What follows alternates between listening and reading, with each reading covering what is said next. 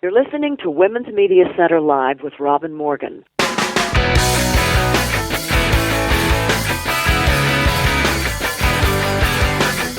Welcome to Women's Media Center Live. I'm Robin Morgan. And it's the end of Women's History Month, but on Women's Media Center Live, it is always perpetually Women's History Month, and year, and millennium, and future. So today we start with helping to rescue a woman who should never have been lost in the first place, a major figure from the civil rights movement whose name nobody knows until now. Wonderful new book about her. Then we go on to examine dark matter and the cosmos with the funnest, most lively astrophysicist you can imagine. And last, we close out with the director and president of the International Women's Health Coalition, one of the oldest and grandest of all international NGOs of the global women's movement. Terrific. But first, we need to go inside the headlines.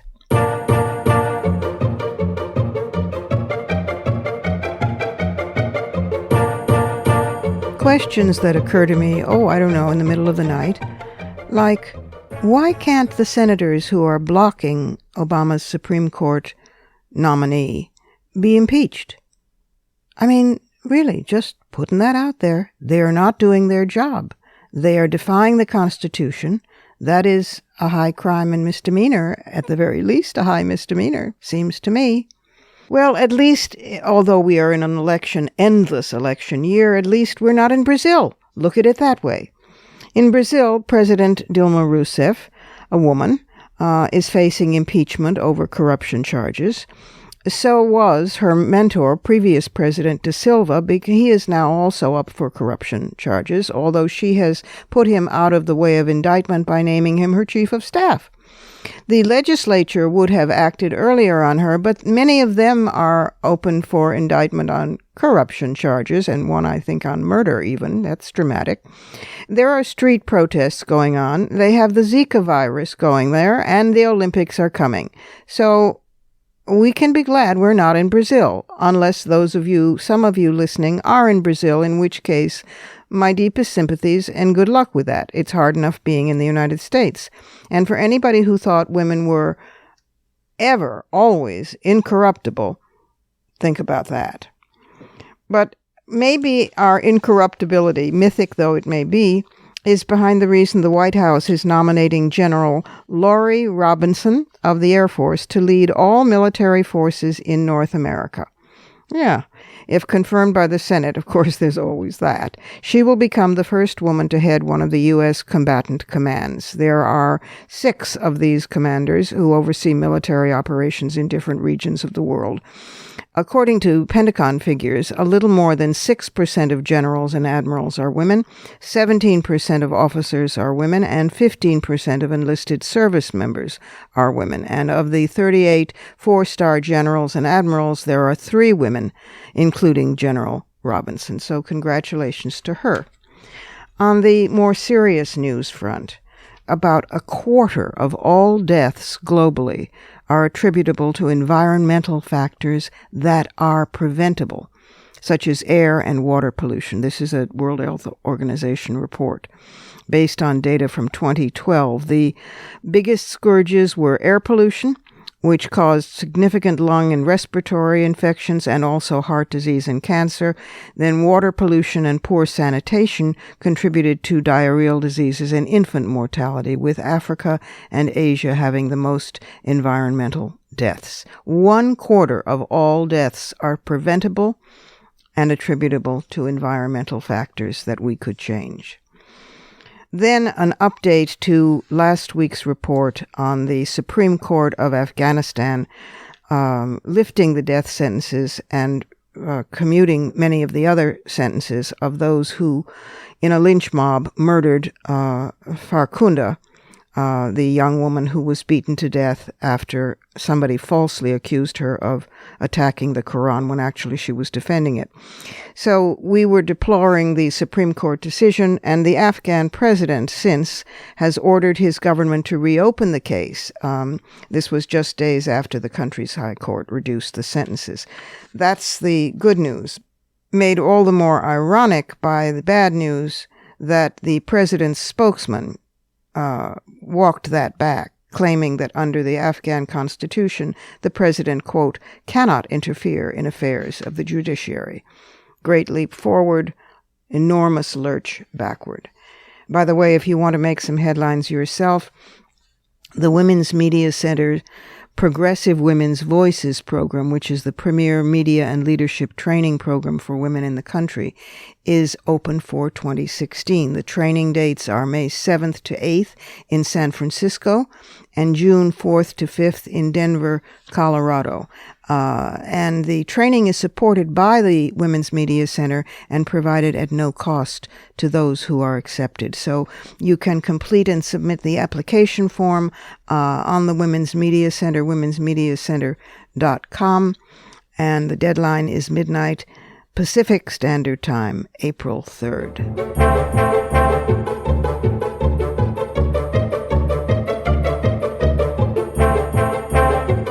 And now it's time for my first guest.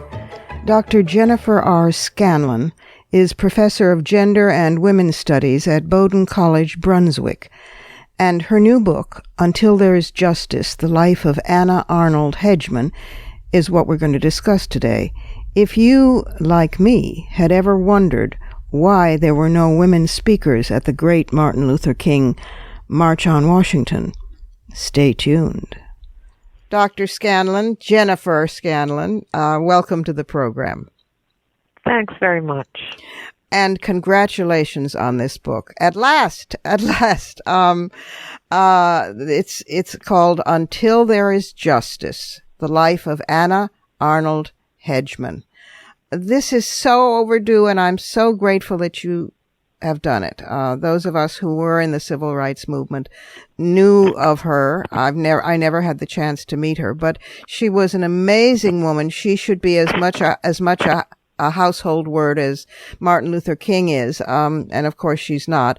She was a woman surrounded by men. She was a Black American surrounded by whites. She was a secular Christian surrounded by clergy, and she kept all the balls in the air, and she was a strong feminist. So how did you come to write this book? You saw a glaring omission and took it on? I did. I saw a glaring omission, Robin. I had, my last book was a biography, and I just loved that biography. Gave me contact with so many different kinds of people and readers. Mm-hmm.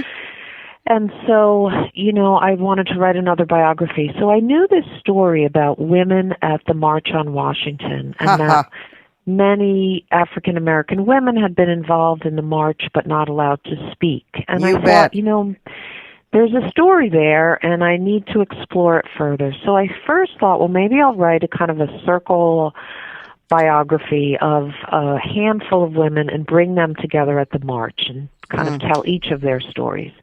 And then I realized that I would never get the book done because each one of those women I was entertaining, telling about, had such rich and wonderful lives. And people like Pauli Murray, who I did have the honor of knowing.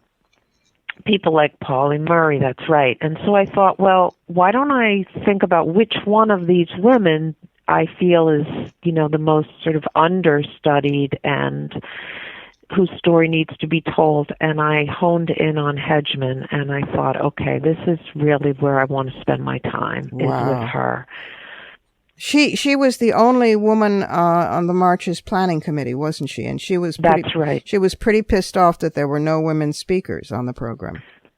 She was, and she tried, she went to meeting after meeting, and she said, well, not only about speakers, but, you're not even drawing on all of the audiences that you could have for this march. You need to make sure you're out there looking at Black women's groups and Black sorority groups, and Black women trade unionists, and all of these people who you could be drawing on, and you're not listening to me. Oh, it's so frustrating. Retroactively, I get frustrated because those women or as Beverly Guy Sheftall today, the great black scholar, refers to them, the women with the hats in the churches. They kept the civil rights movement alive. In fact, they kept the community alive until the civil rights movement became the civil rights movement. And it was not coincidence that it was born in the churches. That's where those women, kept everything going, and that they were barred from being a visible presence in the March on Washington is just an absolute heartbreaker. But she went on to be one of the founders of National Organization for Women, didn't she? She did, and that's, another piece of her story that I think is so important, that we have this idea that feminists were secular from the start, and we really underestimate the role that women played by bringing their religious selves, whatever those were, right, to the table. And she refused. We talk about intersectionality, but she said, no, I am not sometimes a Christian and sometimes a woman and sometimes black. No. Right. And sometimes a feminist. No. And sometimes an advocate for poor people. No, I'm all of those things. And they all actually work together in my life. One seamless life, and one seamless principled life, because she worked on education, on public health, on workplace issues, from a faith-based activist approach, but not a faith-based activist approach that was proscriptive like the fundamentalist right wing today, but rather one that was inclusive. And her upbringing was fascinating too. I was so interested to read in the book that her parents moved north to, I guess, Minnesota, so that she wouldn't experience Jim Crow. But then she returned as an adult to work in Mississippi. That's right.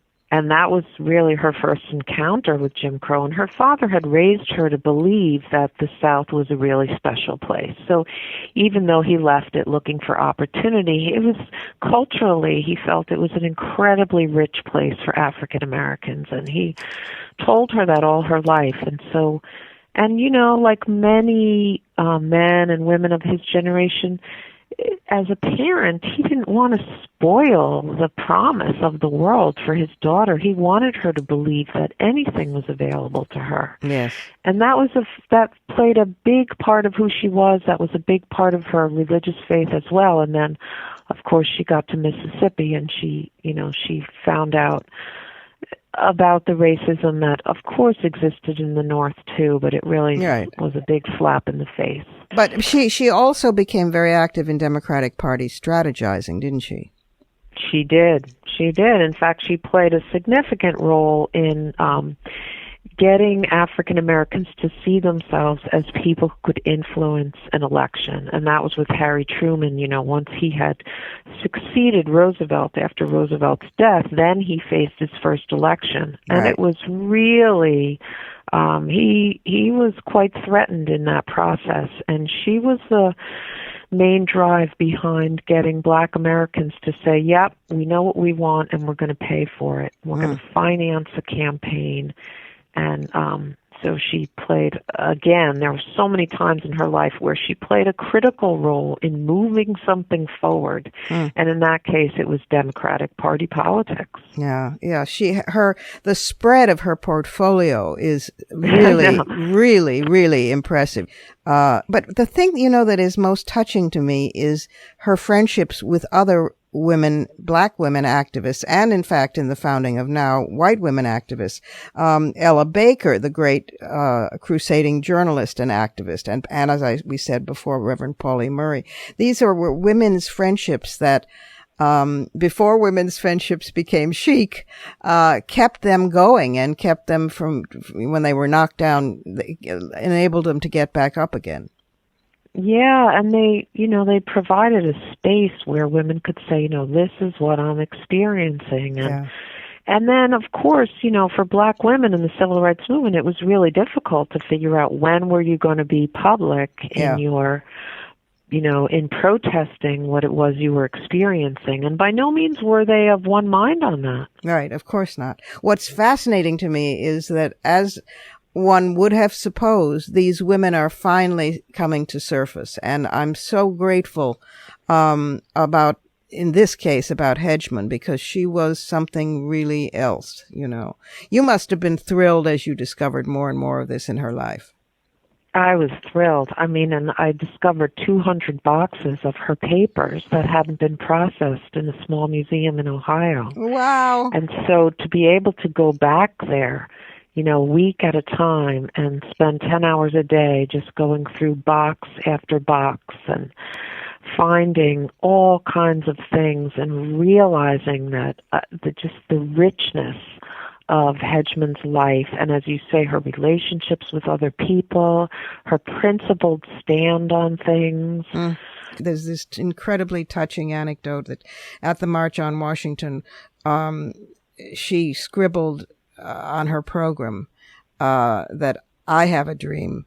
She wished he had said, we have a dream. And it it brings tears to my eyes. It really does. It's a terrific book. Get it, read it, be re-inspired all over again, and never let her be forgotten from here on in, Anna Arnold Hedgeman. The book's called Until There Is Justice, The Life of Anna Arnold Hedgeman. The author is Jennifer Scanlon. And Jennifer, thank you for the book, and thanks for being with us on Women's Media Center Live. My great pleasure, Robin. We have to take a break here at Women's Media Center Live. I'm Robin Morgan, and I will be right back with the hippest, coolest, most fun feminist astrophysicist that you could imagine. So stick around.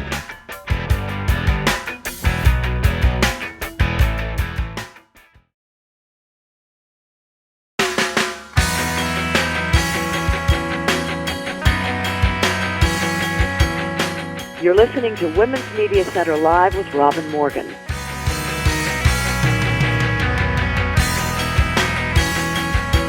Welcome back. My next guest, Dr. Emily Rice, is an assistant professor of astronomy and physics in the Department of Engineering, Science, and Physics at the College of Staten Island, which is City University of New York. And she is also a resident research associate in the Department of Astrophysics at the American Museum of Natural History in New York. But she has an alter ego as DJ Carly Sagan, and other aspects of her life as just as much fun. Have a listen for yourself. Dr. Emily Rice, welcome to the program. Live long and prosper. Thanks so much for having me. Well, as my listeners know, I'm a bit of a science geek and an astrophysics total amateur. And I'm a great admirer of the work you do. I've been to some of your lectures, which are very lively, at the American Museum of Natural History, which is the Rose Center, which is one of my favorite places in the world.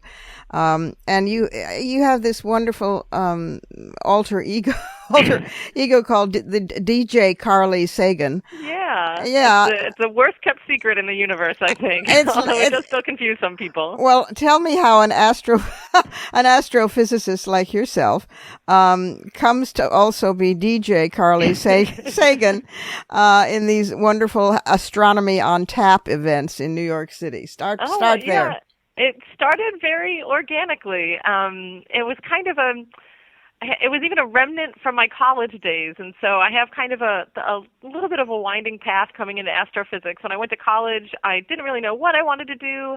I had a full scholarship, which was really fantastic because I didn't worry about, kind of taking too many credits or taking too long to graduate. I just kind of meandered around, and one of the things that I did in college for fun was I joined the local radio station, and so I had a DJ show and things like that, but I wasn't as into science then, and so I didn't have a science-related DJ name, but that kind of, spurned my creative interests a little bit, and I kind of put that in the back burner for a little while when I went to graduate school, but as I got kind of further along in my scientific career, a little bit more comfortable, I got a tenure-track job and things like that, and kind of the creative side wanted out again.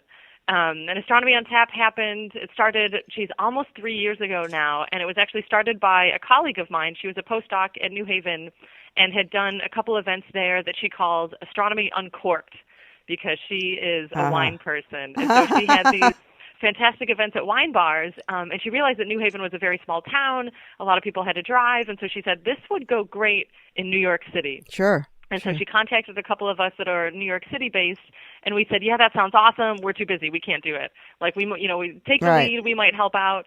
And when she did it in April of 2013, I was one of the first speakers at this event, and it was fantastic. From the beginning, I was like, this is amazing. We have to keep doing these.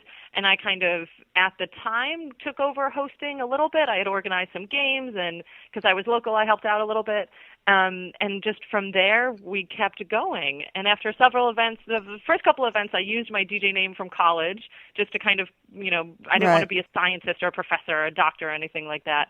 And then somehow, I can't even remember when I came up with it, but I was like, DJ Carly Sagan. And it was available on Twitter, which is kind of the most important thing. Yeah. And I just kind of ran with it. And I have a little bit of a bit where I was saying, after Carly Simon or Carly Rae Jepsen or Carly Lloyd after the women's soccer team or something like that, I would pretend not to know who Carl Sagan was. Oh, yeah, right. An astrophysicist who wouldn't know that. Well, yeah, exactly. People can also find Astronomy on Tap. It has a website, just astronomyontap.org. Yep. And another one of your babies is startorialist.com. Yeah. Tell us these about. Kind of went hand in hand. Yeah, because when even at the first event, and kind of ramping up to Astronomy on Tap, a little bit before Astronomy on Tap, I had started to find and wear astronomy-themed clothes. Sometimes it's just stuff with stars on it, but sometimes, just like a star pattern. Right. But increasingly there's clothes, because there's new printing techniques and things like that, where you can find clothes that are actually printed with images from the Hubble Space Telescope, or from ground-based telescopes, like real astronomical data printed onto clothes. And it's just, this still baffles and thrills me. I think it's just so fantastic. And so kind of as Astronomy on Tap was ramping up, I was finding more and more of these clothes, and I was like, I can't buy everything, but there's so much out there. I really wanted to find some way to kind of catalog everything so that I could see what was out there without having to actually get everything into my closet. And so I collaborated with a friend of mine, Summer Ash, who's also in New York City, even though we don't actually see each other that much, weirdly. And we started a fashion blog, astronomy-themed fashion blog called Startorialist. And it's startorialist.com. Yes. It's just wonderful. The Hubble images, which are so breathtakingly beautiful and real, I have as screensavers. And so all day long, my computers are revolving with these extraordinary images, which look like J.M. Turner, painted them because they're so beautiful, but they're even better, and they're utterly real. Oh, Emily, you're so fun. And you're working, I imagine your boss is in fact Neil deGrasse Tyson, because you're working at the Rose Center at the museum. And of course I have a mad wild crush, an elderly woman's crush on Neil deGrasse Tyson. The great thing is that he's not my boss. He's more of a colleague than anything else. Way to go. Yeah, it's a little bit, it's really fantastic, actually. Because I have a faculty position, a tenure-track faculty position at the College of Staten Island, which is a CUNY school, the City University of New York. And my position at the museum is actually a research associate, and so I have a desk, and I have the access to the research resources and things, but I don't actually get paid through the museum. I do the planetarium shows, and I get paid a little bit for that, which is really nice. Right. But it's a fantastic thing. It's just a fantastic resource. It gives me a lot of freedom. And I do, I consider Neil a colleague more than a boss, which is that's even cooler. Really amazing thing. Yeah, a mentor even. That's even cooler. I mean, he's terrific. Let's talk now about science for a little bit. We can do that too, yeah. In our time. Your specialty area of research is low mass stars, brown dwarfs, and exoplanets. Yeah. And I think we've talked on this show about some of the others with other female, feminist, young, terrific, hip, cool physicists, women, but I don't think we've gone into exoplanets. So take a minute and just bring the audience up to snuff in a bulletin, a few words on what is an exoplanet. An exoplanet is a planet around another star, which is on one hand very simple, but on the other hand just mind-blowing, because for thousands of years we've known, that there are other worlds in our solar system, and that our star, our sun, is just like all of the other stars that we can see in the night sky. Right. But up until just 20 years ago, we didn't know for sure if those other stars actually had planets.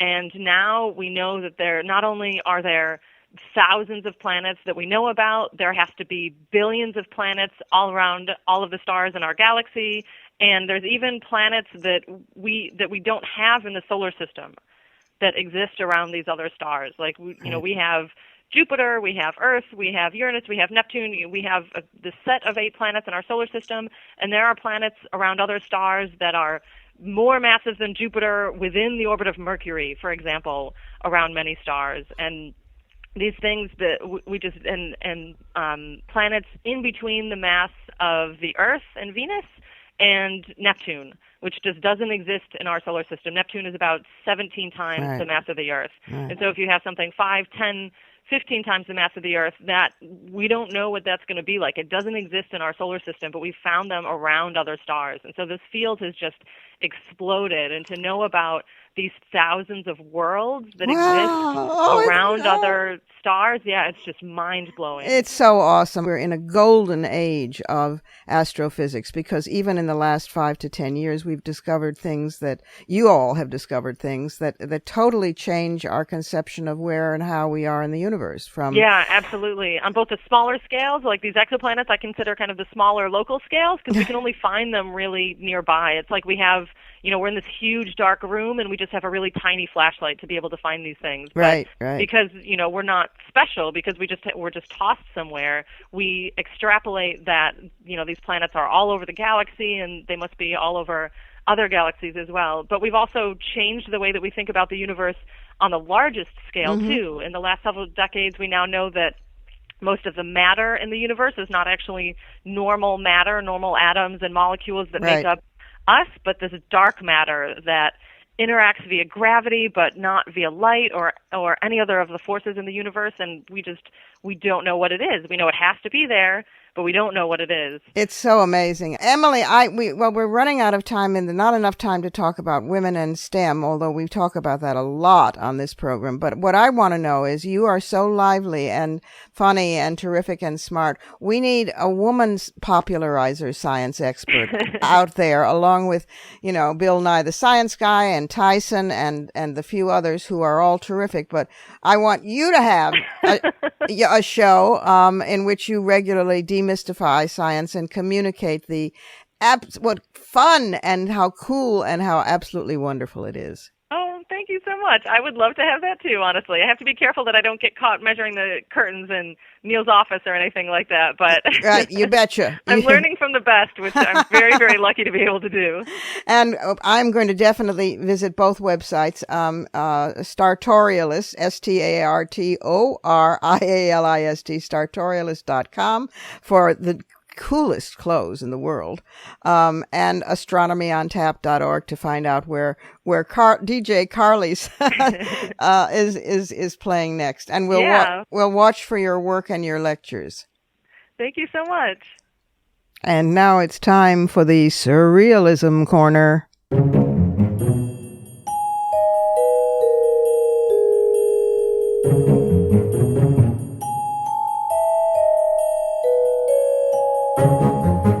A number of items this week in the Surrealism Corner. First, the candidates trooped to and dutifully genuflected at the meeting of AIPAC, the intense right-wing American Israel Jewish, very powerful lobbyist group in Washington. That is, all the candidates except the one Jew, because, of course, the Jewish community is largely very progressive, not AIPAC. But Senator Sanders, to his great credit, just didn't go. Good for him. Also surreal and historic and overdue, the presidential great trip to Cuba, and with the full first family in attendance. Bad form that Raul Castro didn't meet the president at the airport. Good form that the president went limp-wristed when Raul heaved his hand over their heads in a supposed victory salute. The continual and growing and more militant as his time nears an end of his second term, the intellectual elegance of Barack Obama stands out in all the more great relief against what's happening among the Republican contenders for the presidency. Anyway, last but certainly not least, I'm sure you've heard about the great flap that was caused by Paribas Open tennis tournament director, Raymond Moore, who said, "In my next life," this is a direct quote, "when I come back, I want to be someone in the Women's Tennis Association because they ride on the coattails of the men. They don't make any decisions. They're very, very, very lucky. If I was a lady player, I'd go down every night on my knees and thank God that Roger Federer and Rafa Nadal were born because they have carried this sport." Well, Serena Williams, who was also at that tournament and who is certainly not known for lacking attitude, quickly denounced these remarks. She said, "I don't think any woman should be down on their knees thanking anybody like that." When she was asked if possibly she could have misconstrued his remarks, she said, "There's only one way to interpret his remarks. Get on your knees, which is offensive enough, and thank a man? We as women have come a long way. We shouldn't have to drop to our knees at any point."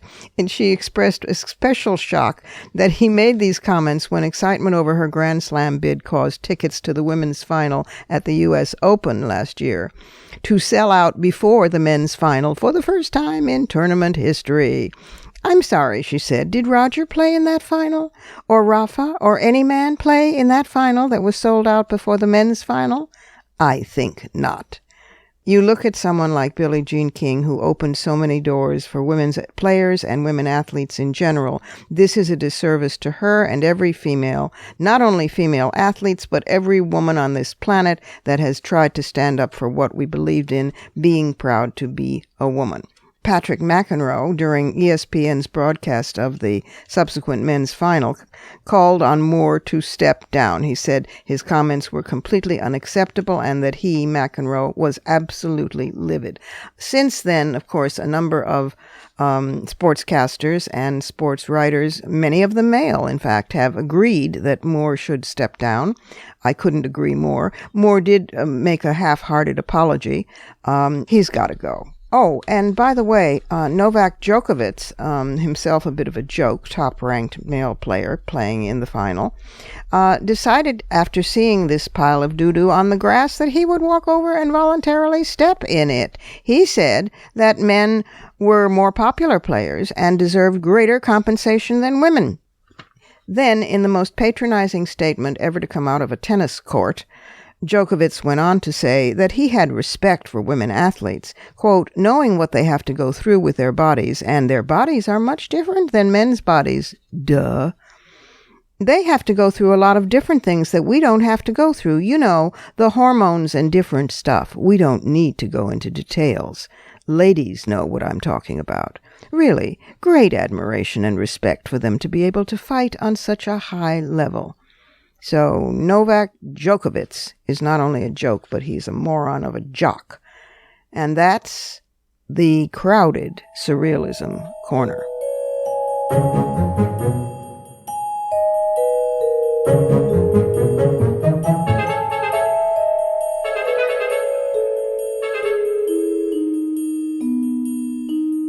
Time for another break. I'm Robin Morgan. This is Women's Media Center Live. And we'll be right back with what better way to close out Women's History Month than a focus on International Women's Health Coalition, one of the oldest and going stronger than ever global feminist groups. Stay with us.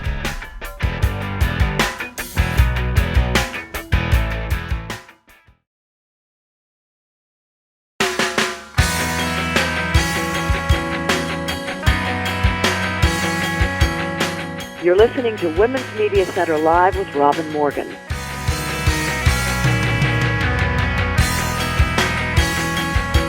And we're back again. My next guest has played a key role in advocacy on reproductive health and women's rights with UN agencies and at UN conferences.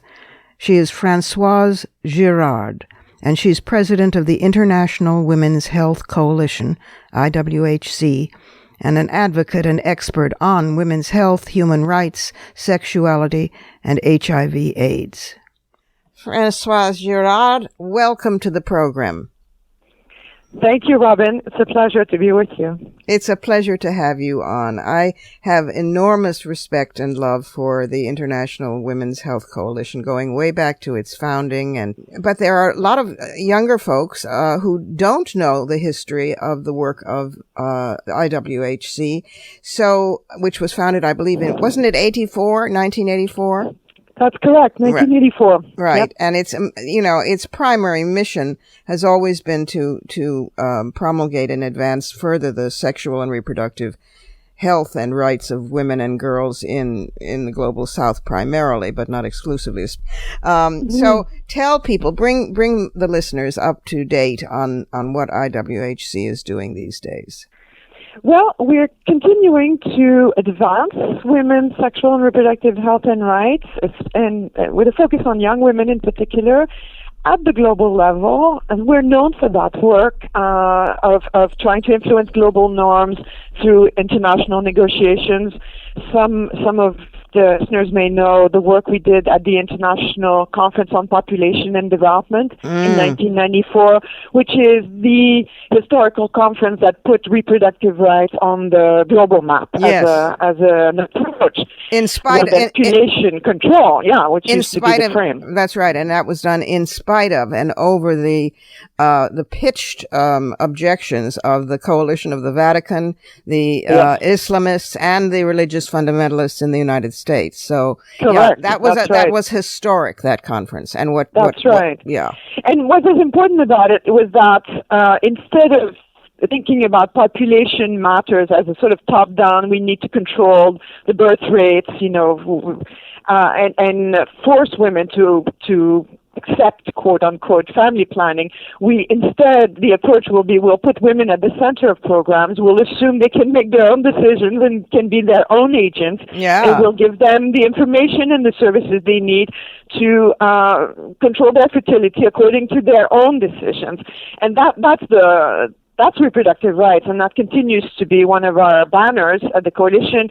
And recently, we were very active in the negotiations of the Sustainable Development Goals, the 2030 Agenda, which 193 governments just adopted this past September here in New York, which deals with social justice, economic justice, and climate justice.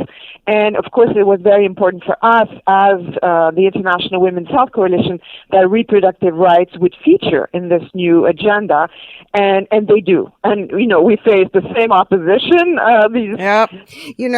IWHC is one of the few, and I say this sadly, but I wish there were many more, one of the few international NGOs that really has figured out how to be effective in making an impact on the Borgia court that is the United Nations. I mean, the bureaucracy, the labyrinthine corridors and a million axes to grind. And yet it is possible to make a dent. And so I'm so glad that one of the things that you're doing is passing along those skills and those strategies to younger feminists to develop that leadership around the world. Yeah, every year we conduct at least one training, hands-on residential training called the Advocacy in Practice program. And what we do is bring young activists from all over the world who want to learn how to lobby their governments at the United Nations to work with us for 3 days intensive role play and analysis of positions and developing our talking points in our negotiation positions. And then we go to the Commission on the Status of Women, which takes place here in New York at the UN for 2 weeks every March. And we practice that together, and we mentor the young activists so that they approach their own governments, often with trepidation, and present their positions and work with them to influence what they will agree at the end of 2 weeks. And it works incredibly well. It's incredibly important that we keep training new generations because, of course, we need the perspectives of young women. But the other thing that I think is equally important is our funding of women's groups. Yes. In countries of Latin America, Asia, the Middle East, and Sub-Saharan Africa. We've been doing this for 31 years. We're a women's fund, de facto. You've been given over 21 million. Isn't that true? Yep. My That's God. true. My That's God. true. Brava. Yeah. Ah. Yes. And it's really needed, as you know, Robin, because the women's movement is underfunded, always has been, but Always. it continues to be. And women are always asked to, perform miracles on a shoestring, and that's just wrong. And we also feel that it's important that young people know that they can have a job in the women's movement where they can actually pay the rent. No one's ever going to become wealthy being a feminist activist, but it should, you should be able to earn a living and continue to do your activism as a full-time occupation. So that's something we really feel strongly about, because without these key institutions and these key activists in place, when we have an emergency, when we have a crisis, there's no one to respond. And when we have a negotiation at the UN where we need to organize for 3 years to, negotiate the Sustainable Development Goals, we can't conjure up the activists out of thin air if they haven't been supported to develop their thinking and their work at national level. Those very same two things for years. Many of us in the 70s and 80s and even into the early 90s were wringing our hands and gnashing our teeth because funding for infrastructure was always non-existent. Maybe you could get funding for a program, but what do but building a women's movement through building groups was just not possible. And we had to work very hard to change the thinking on that. And the other was training younger women, which we never felt we had the time or the capacity to do. So it was sort of like a hang around me and see how it works. So the fact that those are two priorities of International Women's Health Coalition now gladdens my heart. And this particular front that you're working on, sexual health and reproductive health, I don't have to tell you this, but I want to remind the listeners, this is the front line. This is the core issue. Because if women cannot control our own bodies, we can't do any of the other things, work, get educated, you name it, the whole long list. And it's a priority for the patriarchy to control women's bodies, because that's controlling the means of reproduction and therefore production and therefore the whole kit and caboodle.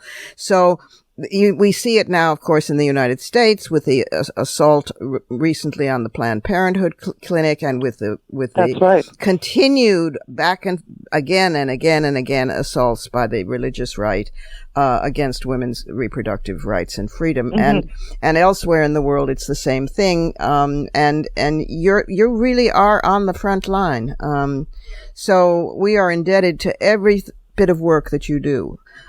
Yes, thank you. And, you're right. Women's bodies remain the battleground, and women's sexuality is at the core of a lot of the restrictions on women that we see around the world. We've been working for a number of years on the issue of early and forced marriage, child marriage. Of course. When you go to the root of the problem, it's really about controlling girls' sexuality in the name of the family's honor or the father's honor. And there's a lot of people wanting to apply Band-Aid solutions to that issue.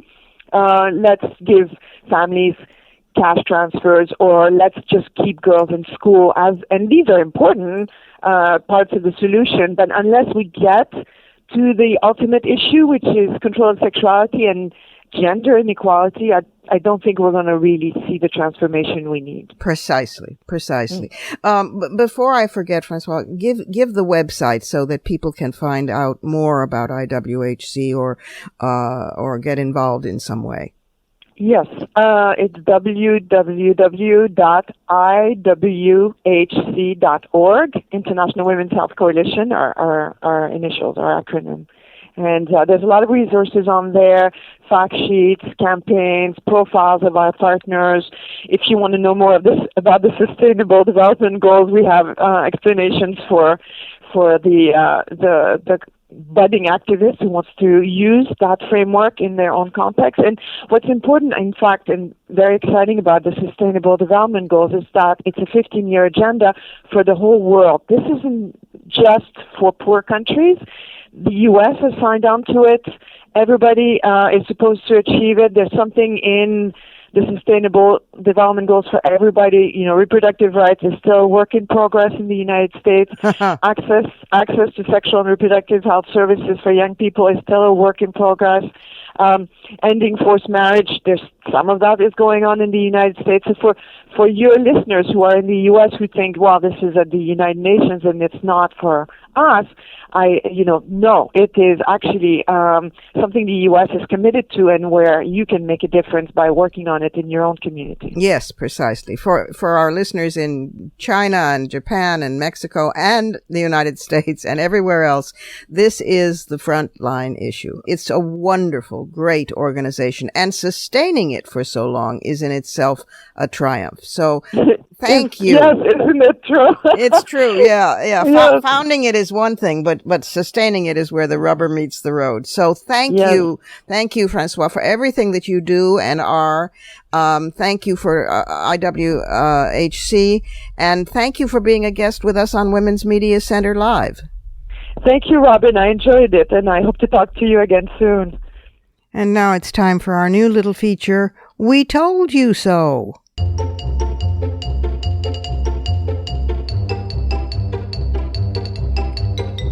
I'm always ambivalent when academia comes up with facts and figures and research that, quote, legitimizes, unquote, what women have been saying experientially all along. On the one hand, it does legitimize us. On the other hand, it makes my teeth grind because they fall on what we've been saying with an air of enormous discovery. Aha, they have spoken. So guess what?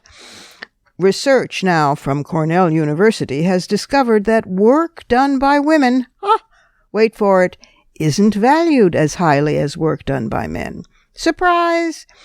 Even as the factors long thought to cause the difference have disappeared, for example, women are now better educated than men and have nearly as much work experience and are equally likely to pursue high-paying careers. Doesn't matter. The new study from Cornell found that the difference between the occupations and industries in which men and women work has recently become the single largest cause of the gender pay gap, accounting for more than half of it.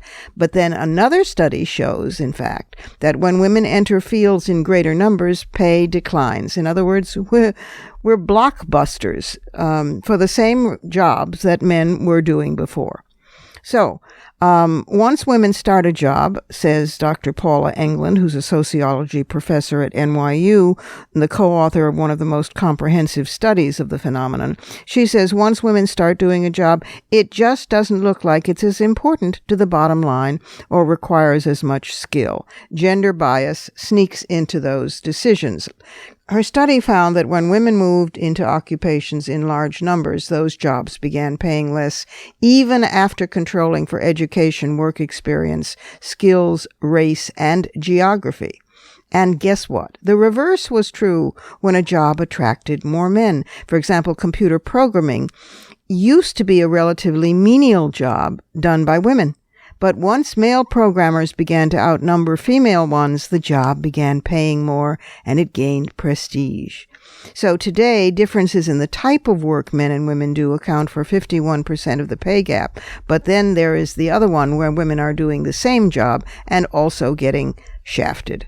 There's a further aspect to the discrimination, which is that it can also indirectly cause an even larger portion of the pay gap by discouraging women from pursuing high-paying male-dominated careers in the first place, because women get the message. So now we know, or at least academia finally admits, that men and women are paid differently, not just when we do different jobs, but also when we do the same work. And it happens across the professions. Now, certain policies have been found to help close the remaining occupational pay gap, including raising the minimum wage, since more women work at the lowest end of the pay scale, and paid family leave helps too. But, we could have come up with this answer from research decades ago if we would only have listened to women, because we were telling you so.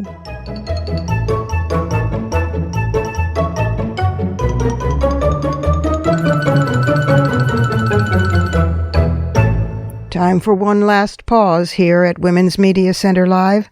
I'm Robin Morgan, and I will be right back with, yeah, you bet, some fighting words.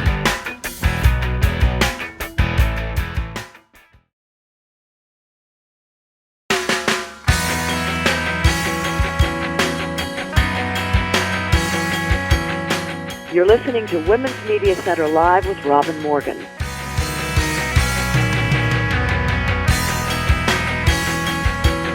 Welcome back again to some fighting words.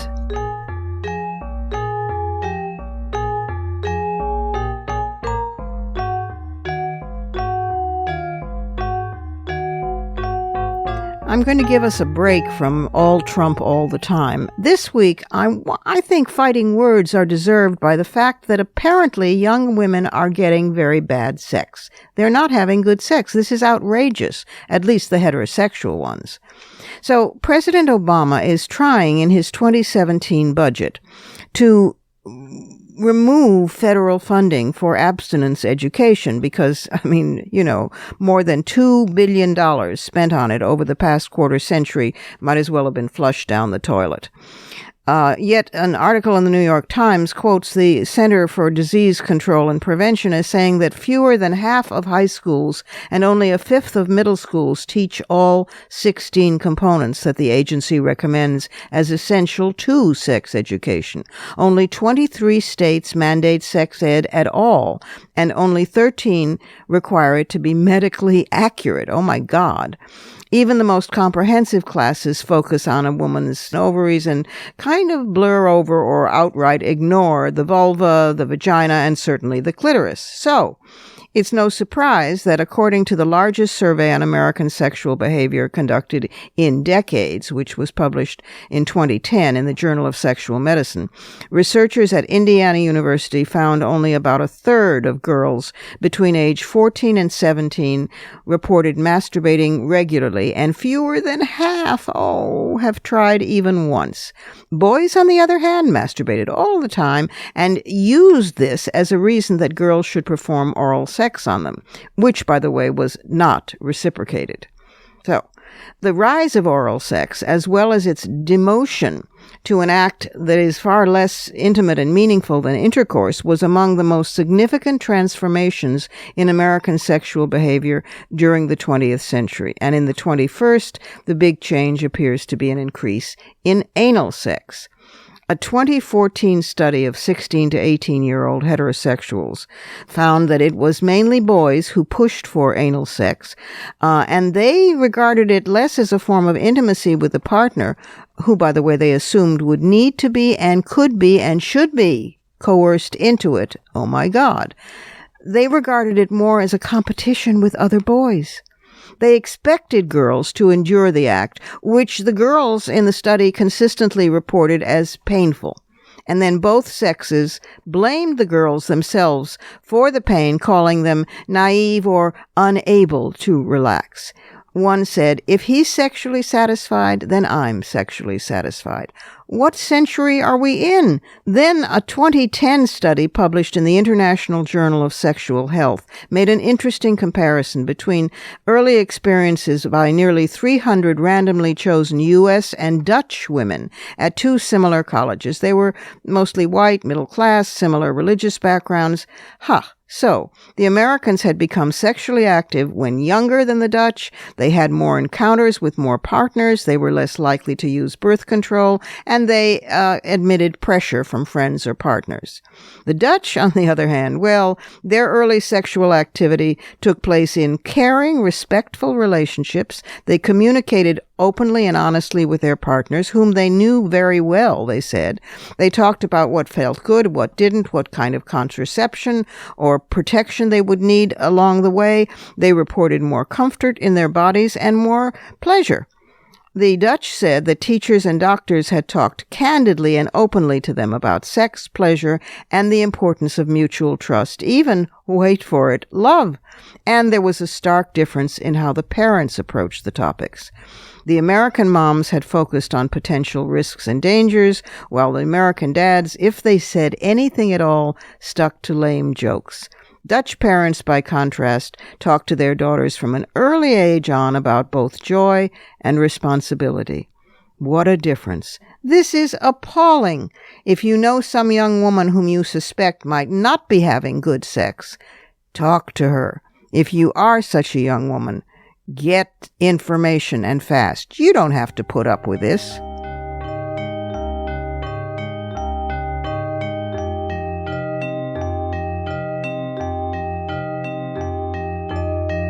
And that's it for today. This program is syndicated, but if you can't find the broadcast on a radio station in your area, you can always visit us at WMClive.com. There you can find the show, plus the archive of all our previous episodes. And we're at iTunes worldwide. There you can stream, download, and subscribe to the show's podcast. Also, be sure to find WMC Live on Facebook and Twitter. Portions of this program were taped earlier. Opinions expressed here do not necessarily represent the WMC. Here's the family for Women's Media Center Live. Regina K. Scully is our founding sponsor. Julie Burton, Women's Media Center President, is executive producer.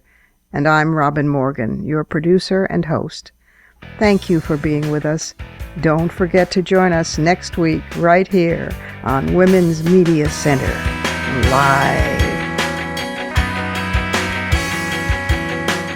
For the smartest talk about news, politics, sex, books, religion, race, and more, tune your radio to Women's Media Center Live with Robin Morgan. Audacious, witty, provocative, informative, and fun. It's Women's Media Center Live with Robin Morgan on WMCLive.com. Talk radio with a brain.